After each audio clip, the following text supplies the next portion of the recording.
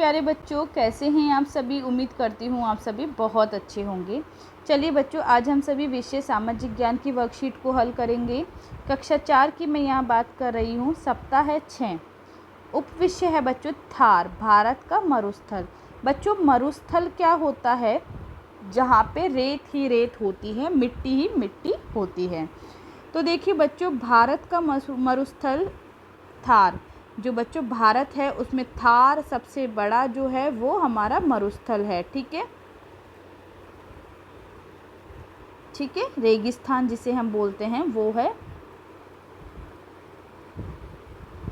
और बच्चों पूरे देश में, ठीक है, कौन सा है? सहारा।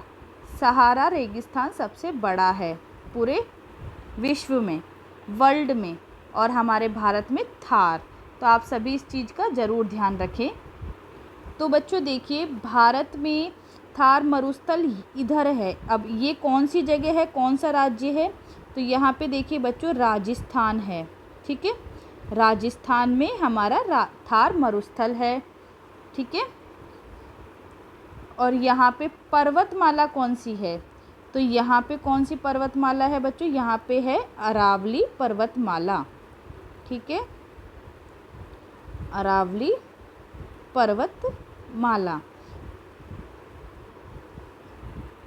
अब बच्चों देखिए, अरावली पर्वत की वजह से जो मॉनसून हमारी हवाएं जो आती हैं, ठीक है, जो हमारी चलती हैं, तो अरावली पर्वत बीच में आ जाता है। ठीक है, तो वो ठंडी हवाएं हम तक नहीं आके पहुंच पाती है। ठीक है, तो बच्चों जो हमारी अरावली पर्वत जो है, उससे जो हमारी मॉनसून की जो हवाएं हैं वो इससे टकरा के वापस चली जाती है और हम तक नहीं पहुंच पाती है, हमारे राजस्थान राज्य तक नहीं पहुंच पाती है। तो इसी वजह से बच्चों जो थार है वहाँ तक वो नहीं पहुँच पाती है, वहाँ मानसून नहीं हो पाता है, और इसी वजह से ये इलाका जो है वो हमारा हमेशा सूखा रहता है। ठीक है, तो बच्चों आयो सभी को समझ में। चलिए बच्चों, पहला प्रश्न हम सॉल्व करेंगे। सही शब्द को चुनकर रिक्त स्थान भरिए। थार मरुस्थल मुख्यतः किस राज्य में स्थित है? तो ये हम लिखेंगे राजस्थान में। अगला देखिए बच्चों, खालिस्तान राज्य की मुख्य फसल है। तो कौन सी फसल मुख्य है? बाजरा। खालिस्तान को रेगिस्तान का जहाज कहा जाता है, तो ऊंट को हम रेगिस्तान का जहाज कहते हैं। उत्तरी मैदानों के पश्चिमी भाग में थार मरुस्थल है। अगला देखिए बच्चों, प्रश्न नंबर 2, निम्नलिखित में से सही उत्तर चुनिए तथा कॉपी में लिखिए। थार मरुस्थल में से सही उत्तर चुनिए तथा कॉपी में लिखिए। थार मरुस्थल का मुख्य पशु कौन सा है? बैल, हिरण या ऊंट? तो हमारा सही जवाब है ऊंट। ठीक है, राजस्थान नहर भारत के किस राज्य से निकलती है? तो बच्चों राजस्थान नहर भारत के किस राज्य से निकलती है? तो ये निकलती है पंजाब से। थार मरुस्थल में कौन से मौसम में खेती की जाती है? तो बच्चों जब बरसात होती है उस मौसम में खेती की जाती है, क्योंकि वहाँ पे पहले से ही पानी की कमी है। मरुस्थल में दिन के समय हवाएं चलती है। कैसी हवाएं? गर्म व शुष्क।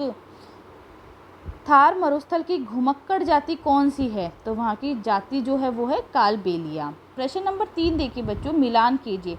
रेगिस्तान की वनस्पति कौन सी है? कीकर और कैक्टस। राजस्थान नहर, इंदिरा गांधी नहर। राजस्थान की पहाड़ी कौन सी है? अरावली। गर्म शुष्क हवाएं को हम क्या बोलते हैं? लू।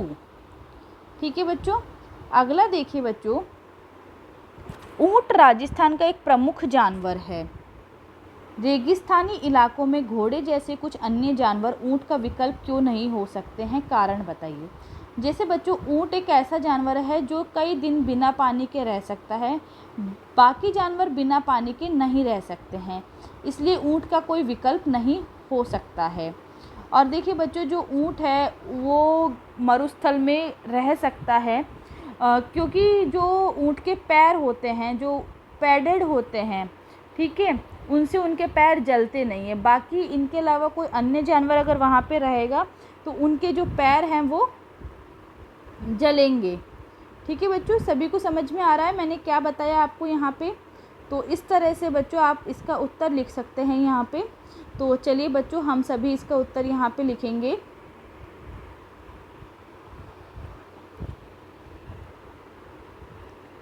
ऊंट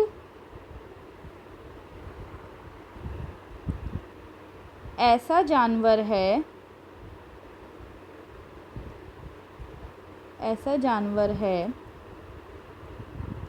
जो कई दिन तक पानी के बिना रह सकता है।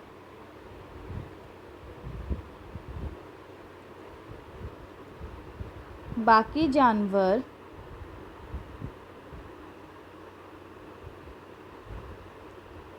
बिना पानी के नहीं रह सकते, इसलिए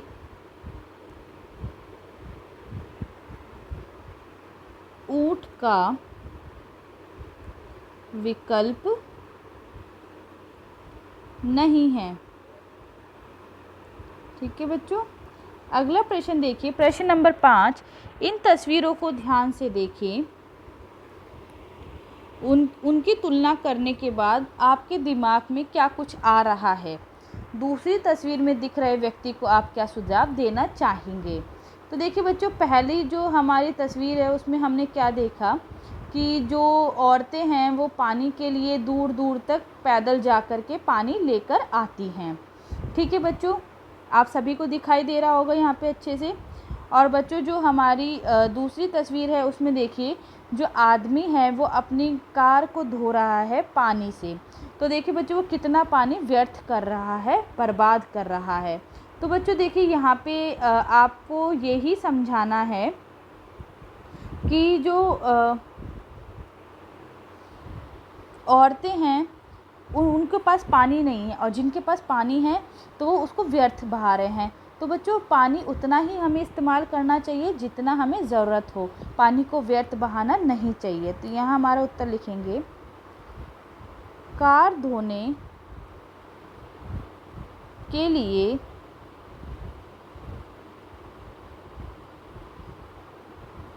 कम से कम पानी का इस्तेमाल करें तथा हो सके तो इस पानी का दूसरे काम में भी इस्तेमाल करें। ठीक है, हमें पानी को व्यर्थ नहीं बहाना चाहिए। आया बच्चों सभी को अच्छे से समझ में? अगला देखिए बच्चों, जीवन कौशल समुद्र को प्रदूषित होने से रोका जा सकता है। चित्र वीडियो को ध्यान से देखकर निम्नलिखित प्रश्नों के उत्तर दें। समुद्र का पानी किन किन चीज़ों से प्रदूषित हो सकता है? तो देखिए बच्चों, समुद्र का जो पानी है वो हमारा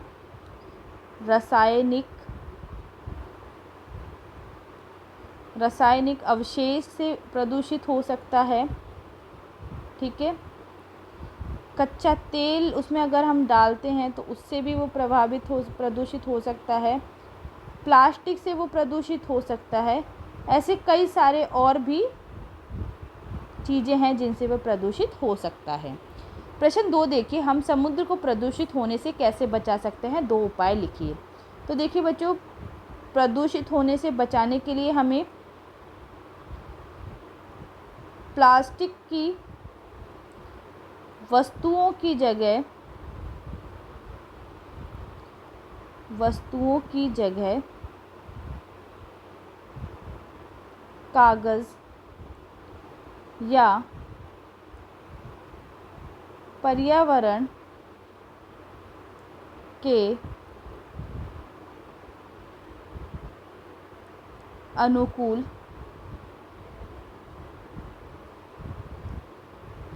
वस्तुओं का इस्तेमाल करना चाहिए। इस्तेमाल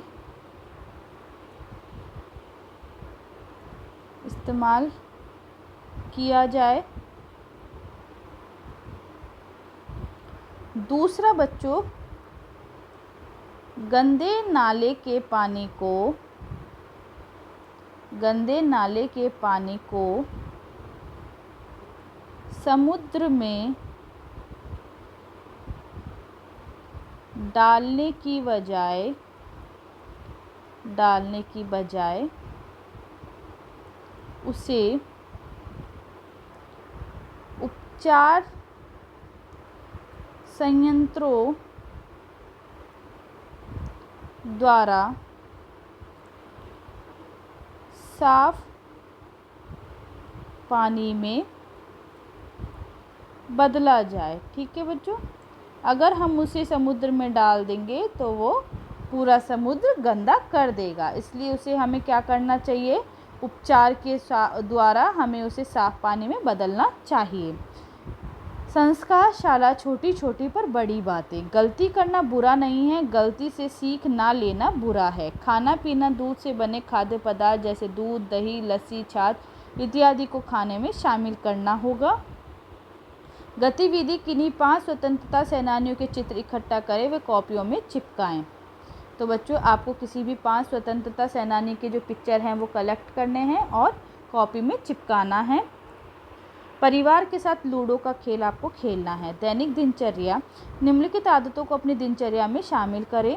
अपने माता पिता का अभिवादन करके अपने दिन की शुरुआत करें। अपने दांतों को दिन में 2 बार ब्रश करें। प्रतिदिन स्नान करें।